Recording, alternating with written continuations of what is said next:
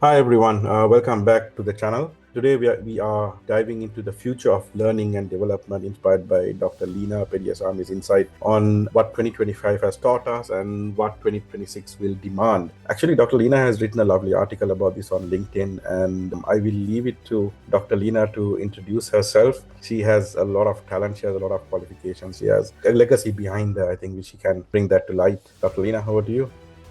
Thank you, Rifki, first of all, for giving me this opportunity. So, my name is Dr. Leena, and I'm part of Cognizant. I work as a senior manager, mainly focusing on the digital learning and strategic consulting initiatives across many client locations.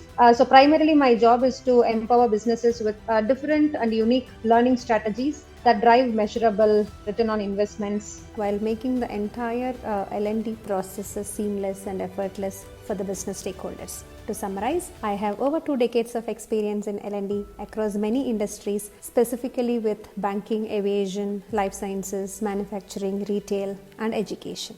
So I'm so excited for this podcast. I'm glad that Rifki was inspired by this article, and I'm also equally excited to connect with you, Rifki. All right, thank you. So to start with, I think one of the things you wrote in your article is that in 2025, L&D was experimenting with AI, a lot of things Yes. that came into place, and it has become the engine of adaptability, keeping skills current, allowing people the flexibility of learning. The system adapts to people's learning styles and all that. So now the big question is, how quickly can we deliver measurable value on this? Because, I mean, it's not cheap. The systems are quite an investment. And how do we prepare for 2026? That's a very interesting question, Rifki.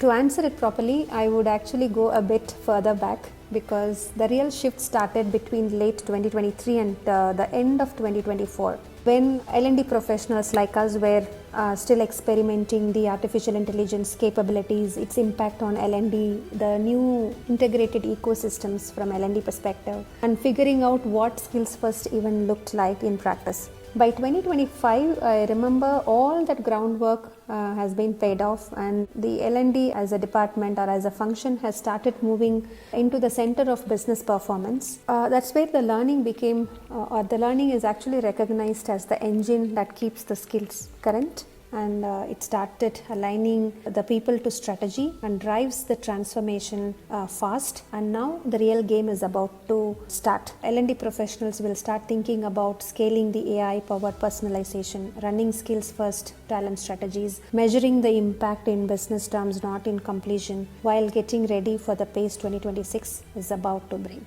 2025 is pretty interesting one because we understand that generative AI is not something like extremely difficult one to adopt. We started building the use cases and we started creating the prototypes in 2025. People have started getting the literacy and people are really ready to start utilizing the quick win tools such as Copilot and Google Gemini or even ChatGPT. So people started accepting it as a enabler for the content generation, reporting, kind of bringing the insights into the place, doing the review of literature. So those are like kind of implications that we started using in 2025 from AI perspective. And then the content providers and the graphic design elements where the lot of multimedia aspects have to be generated, we started leveraging AI in a very long way.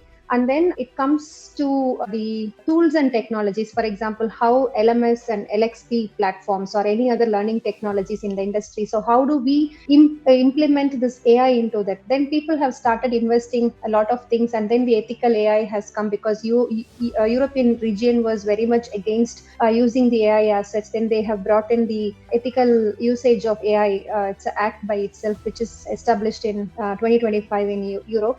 So then people started getting confidence. We are able to reach out to the cybersecurity team to start, getting approvals to use those AI tools and technologies. So then all the elements of the AI, all the essence of AI are actually inherited into the L&D slowly in 2025. Now the question is, enough. People doesn't want us to say that, okay, there is a tool, there is a technology that will help. So people are not really wanting to, because they have everything. Now the question is, the transformation has gone from a chief people officer to a chief financial officer. Okay, now we have invested so much. So how do you show me the value in a quantitative term? And in L&D, the difficulty is understanding the logics of a learner, the mindset of the learner is not quantifiable. So other than the completion records, other than the grades that you give, other than the number of certifications, the real performance excellence, I would say, is not easy to measure. It is very much qualifiable.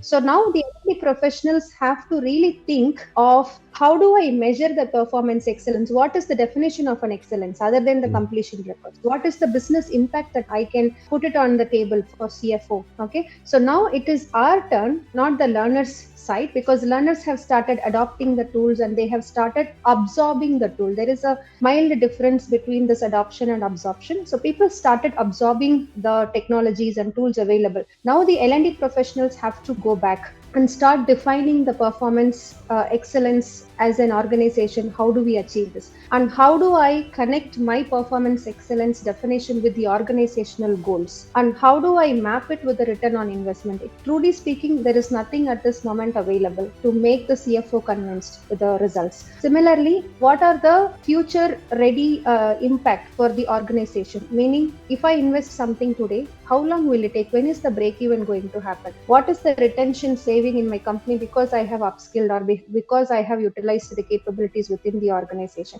So these are some of the things. First of all, the L&D professional ourselves should be understanding in a better way, and we have to put these things in writing, and we have to communicate this to the rest of the business stakeholders, stating that how do you really have to measure the qualitative elements of a learner's mindset. So very difficult, I know, but unless otherwise you deep dive and put some extra effort to do all these definitive values in terms of numbers, then I don't think we will be able to take these tools and technologies forever, because you will not get approval from CFO further for any further investments. Yeah, true.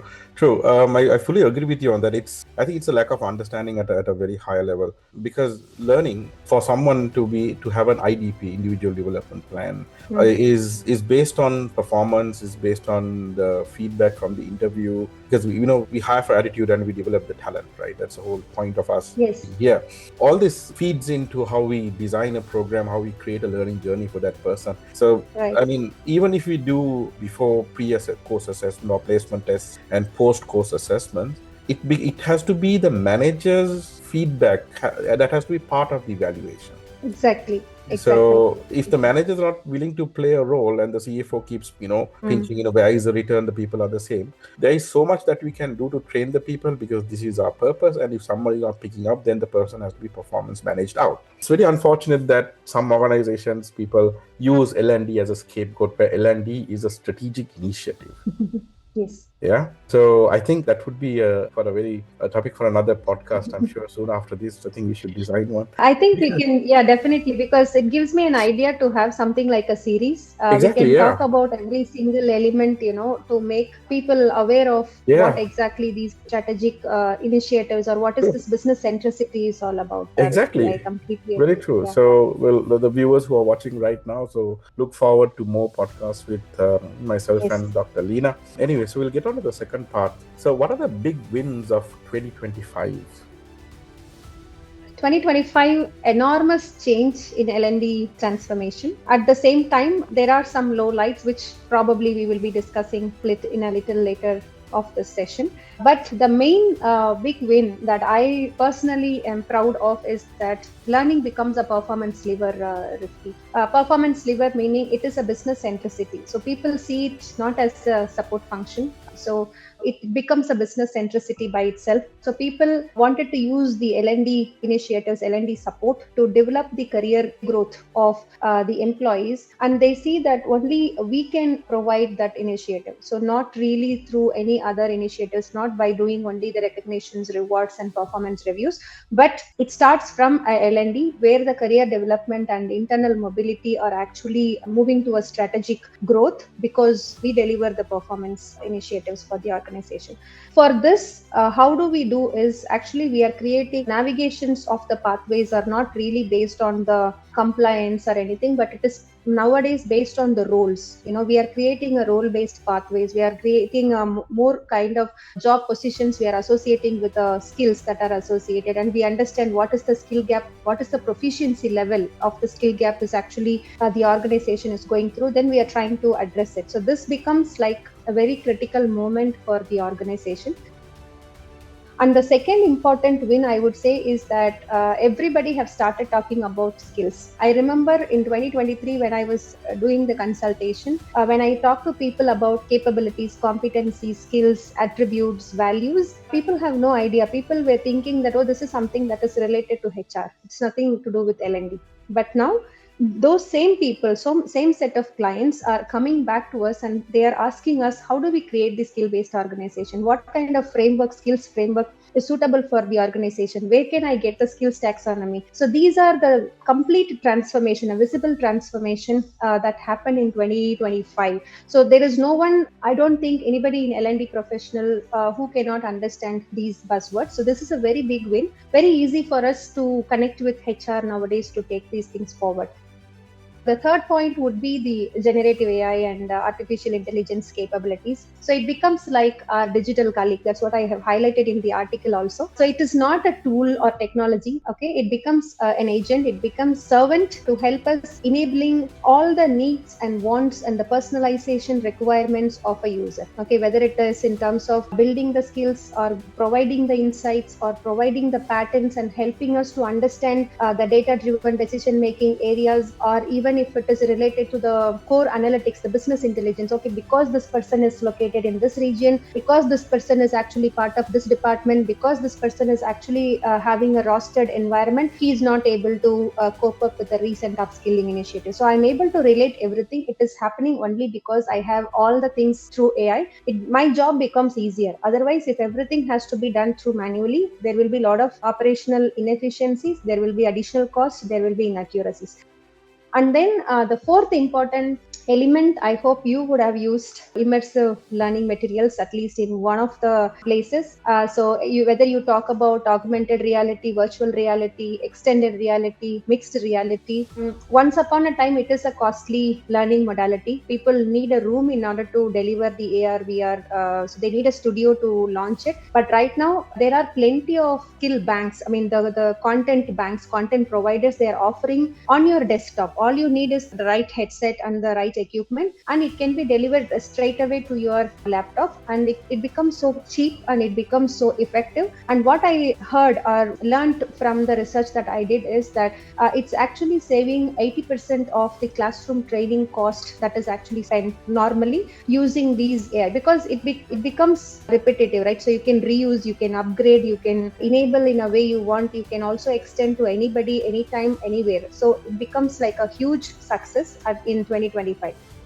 So have you ever used this AR VR anytime, Rifki?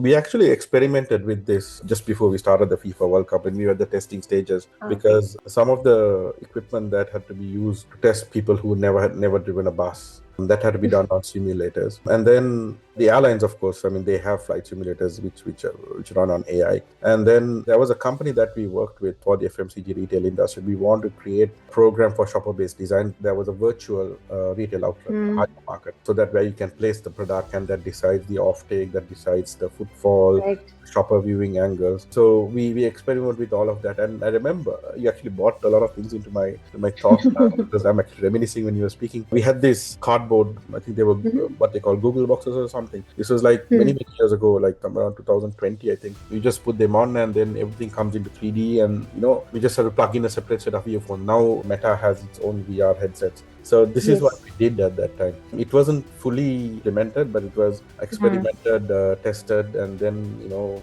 we had to time it to see if it is suitable for the organization, because we can't just step in from a regular system. Exactly. Straight into VR, people will have that culture shock. So we had to be ready. So we had to solve that, very unfortunately.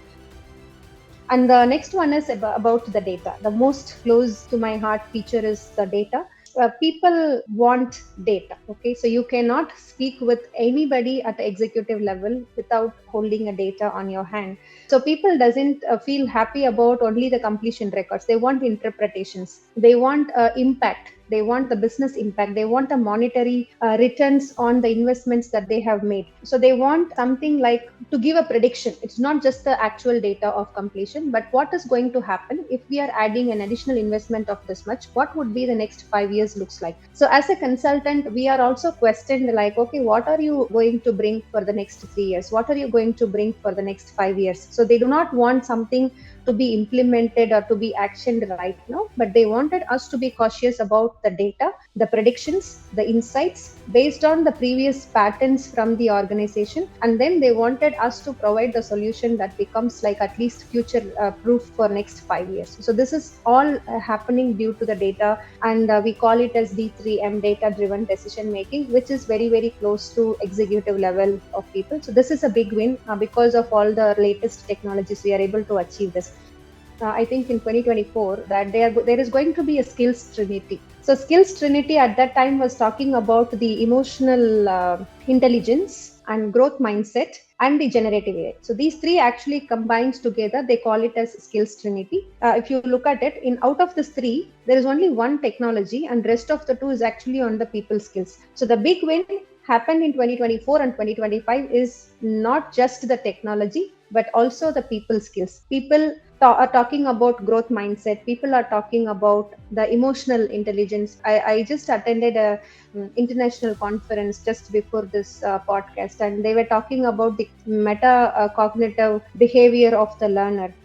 So the people have started looking at people skills as the valuable asset for L&D professionals. So that happened over the period of time. So all our initiatives are also based on, if you are giving a technical upskilling of 50% value, we are giving equal amount of weightage to the people skills development also, either it is leadership, self-development, behavioral development, whatever. But we try to give as much importance as like technical skills at this point of time.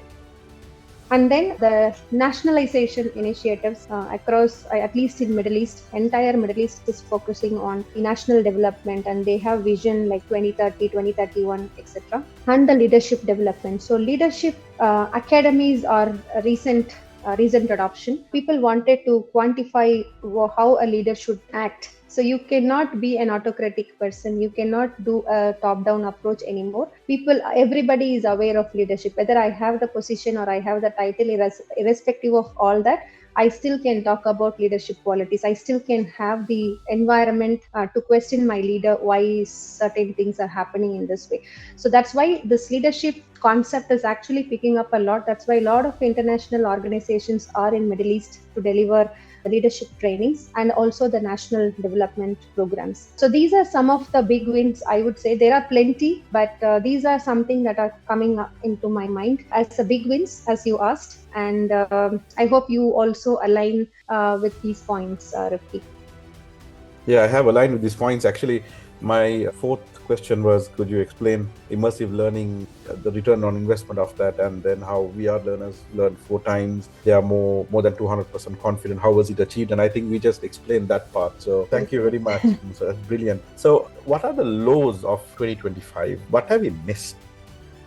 I don't say that we missed something, but probably we are off the record in certain elements. That's all I would say. And I go back to your initial question of how do we prepare ourselves for 2026. Even these lowlights have to be taken into consideration when we are moving for 2026. That is also very important. The first and the foremost gap that I would see is the adoption rate of artificial intelligence technologies, because people are still having a fear of losing their job. People are still not sure, that whether this is going to take my data, it is going to steal my data, it is going to produce it somewhere else.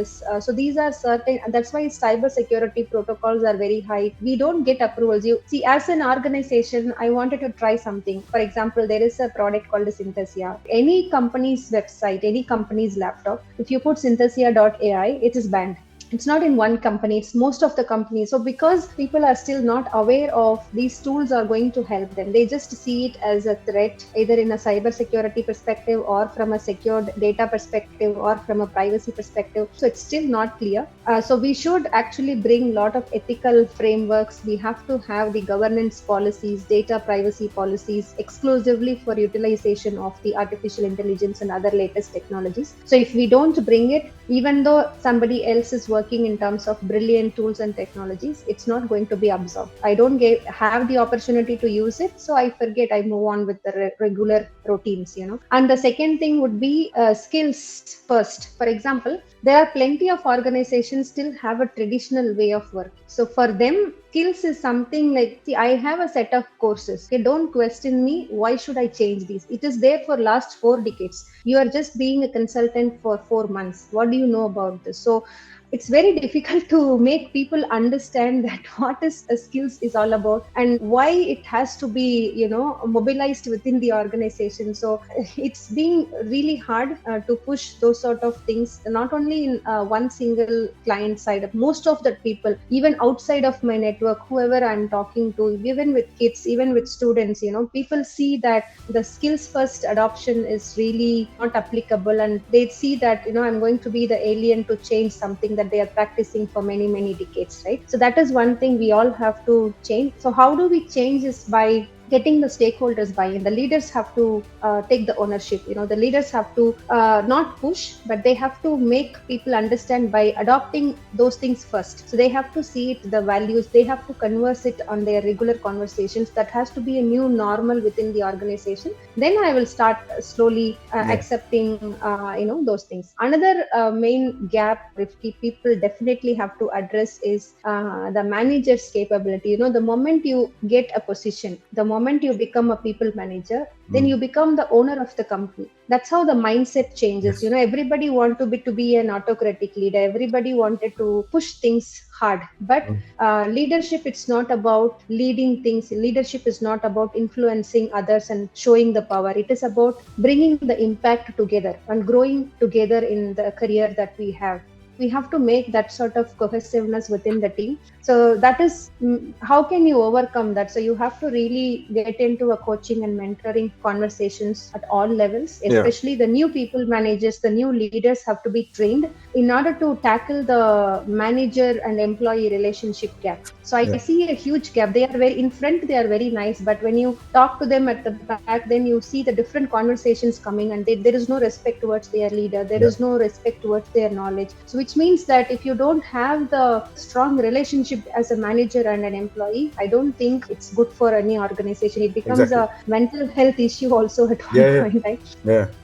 I really couldn't stop laughing. You brought in a lot of past experiences of mine, and I don't know whether to cry or to laugh. It's quite a struggle to convince people. I mean, the easiest example I have used to convince the senior management is gamification. Orientation programs can be used into gamification. That uses a certain degree of AI into it, but it keeps people entertained, it keeps people involved, it keeps people engaged. So that's one example. It doesn't cost much. We can buy the content, is cheap, everyone is making it. You very rightly said, and one of the concepts, models which I used in the past, and it worked very well in one of the companies. That is, when creating an IDP. So IDP, we weight on technical competency, on the functional competencies, and then MDP on the core competencies, and LDP on the leadership competencies. So when doing this, when you promote staff from lower levels to mid-manager to senior manager levels, their technical competencies narrow down as they go up. That doesn't mean that the technical competencies shrink, but there is less attention to it. But then their strategic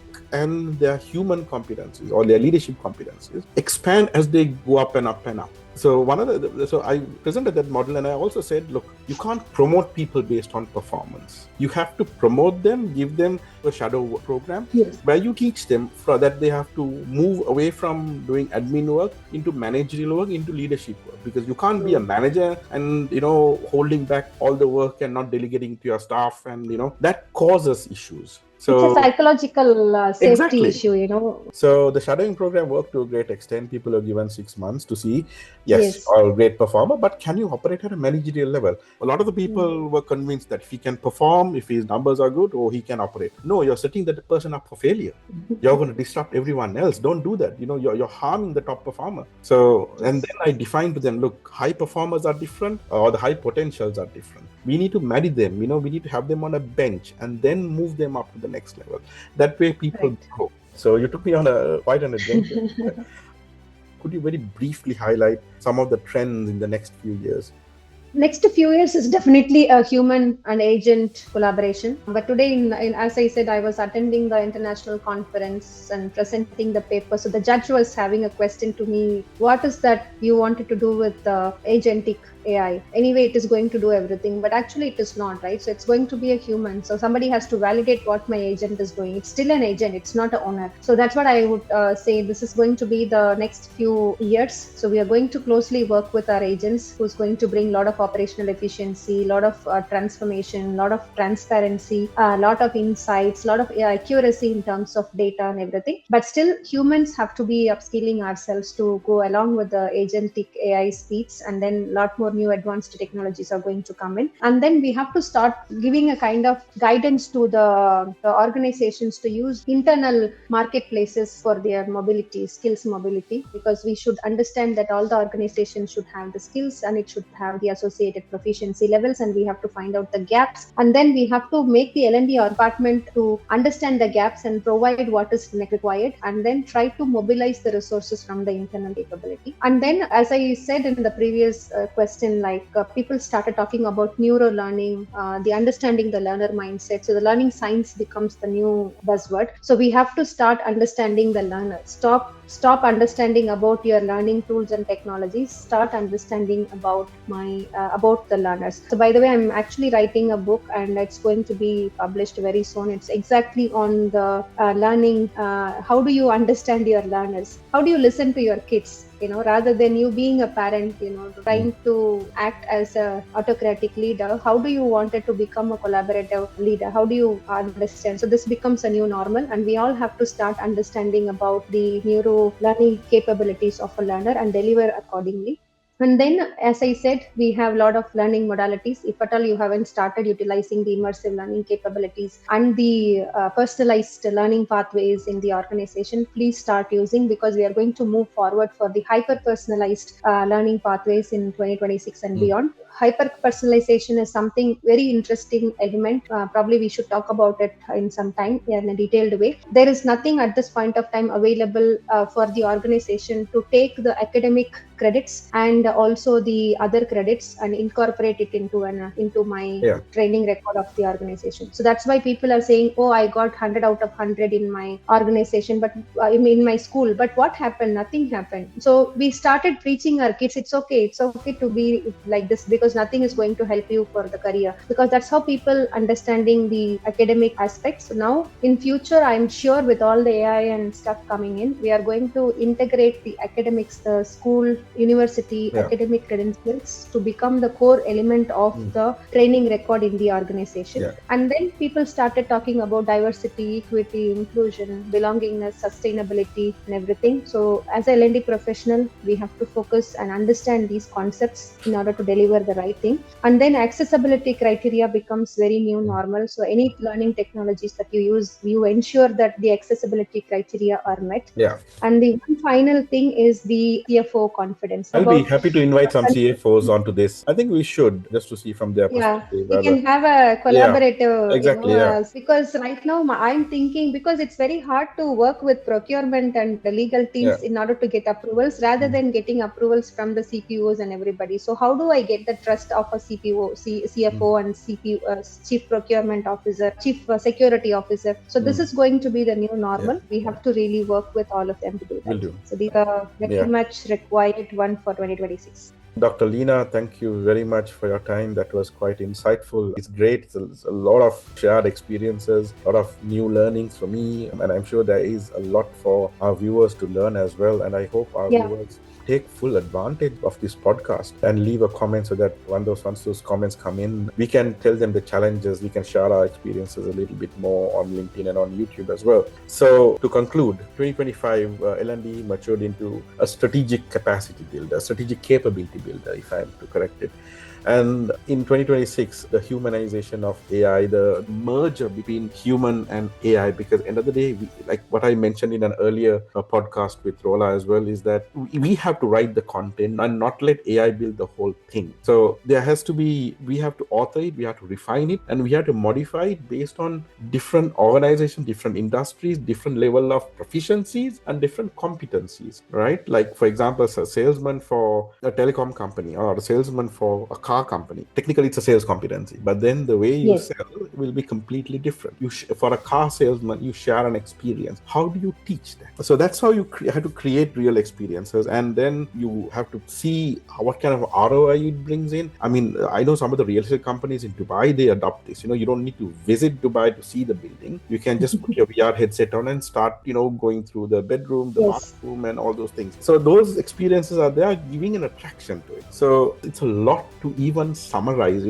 It's impossible to summarize the amount of things that we've spoken, the amount of things that you've shared from your write-up and all that. So I would request all our viewers to like, subscribe, and share and comment below. And Dr. Leena, thank you very much. You would like to add something? Please go ahead. Just one thing, Rifki. In 2025, we have matured as L&D from a course provider to a strategic capability builder, a partner. And in 2026, I think we all have to focus on humanizing the artificial intelligence, and we have to be connecting this learning with the real experiences. And then we also, as I mentioned, we also have to work with the ECHO team to make the ROI proofs. So this is the expectation, and we are going to be moving to a career-driven aspect, not from the content-driven aspect. So this is the hope, and hopefully we will discuss about the same thing at the end of the next year, like how 2026 has actually given a lot of things to all of us. So I'm excited as a L&D professional, and I'm also looking forward to see the rest of the